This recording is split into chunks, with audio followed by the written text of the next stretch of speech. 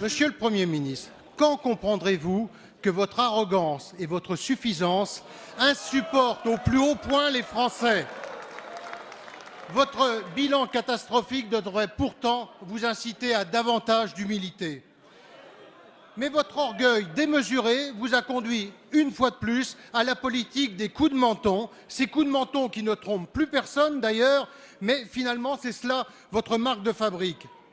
Pour la seconde fois, vous vous apprêtez à utiliser l'article 49.3 de notre Constitution, l'arme des faibles et des pouvoirs affaiblis. En février, vous aviez muselé votre majorité juste avant le vote. Ça n'était certes pas glorieux, mais au moins le débat s'était déroulé. Aujourd'hui, en refusant que ce débat ait lieu dans l'hémicycle, c'est le Parlement que vous piétinez, Monsieur le Premier ministre. Avec ce 49.3, ça n'est pas votre majorité que vous bâillonnez, c'est l'ensemble de l'Assemblée. Passe encore que votre ministre de l'économie, qui n'a jamais été élu, qui n'a d'ailleurs pas vocation à l'être, qui est un pur produit de la technocratie, ait eu cette idée. Mais vous, Monsieur le Premier ministre, vous avez siégé sur ces bancs.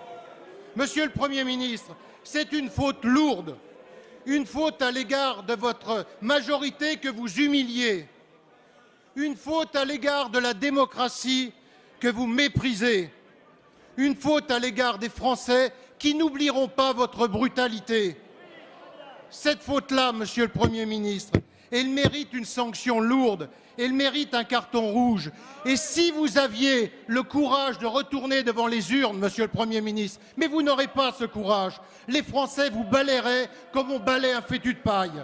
Merci. La parole est à Monsieur le Premier ministre Manuel Valls.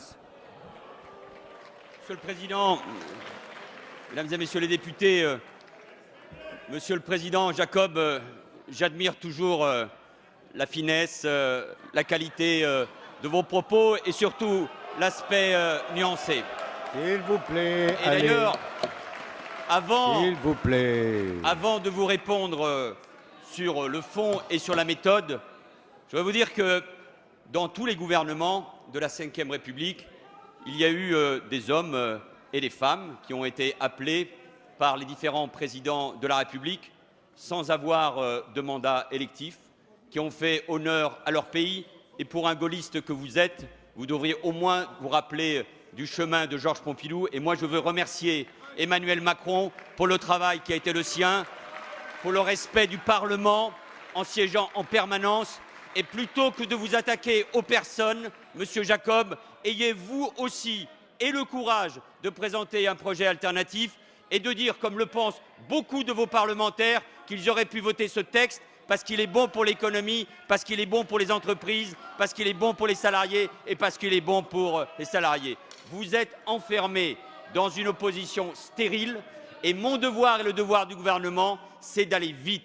Le pays a besoin de réformes, le pays a besoin d'avancer, le pays a besoin que nous soutenions la croissance, la compétitivité, les petites et les moyennes entreprises, parce que ce sont elles qui créent de la croissance, de la richesse et donc de l'emploi. Le 49.3, nous l'avons utilisé en première lecture. Il y a eu un débat sans précédent, une coproduction législative entre le Parlement et notamment la commission spéciale et le gouvernement. Ce travail a été encore prolongé la semaine dernière au niveau de la commission spéciale et je veux remercier François Brottes, le rapporteur Richard Ferrand et l'ensemble des rapporteurs et des parlementaires de droite ou de gauche qui ont travaillé au sein de cette commission, qui ont fait honneur au Parlement. Je ne veux pas, Monsieur Jacob, pour mon pays, que dans les 10 jours qui viennent, il y ait une guerre de tranchées dans cette Assemblée pour des raisons de posture politique. Et devant les Français, je me dois et nous nous devons d'avancer, de réformer. C'est le sens de ce texte. Que cela vous plaise ou pas, nous avançons parce que le pays a besoin de réformes. Merci, Monsieur le Premier ministre.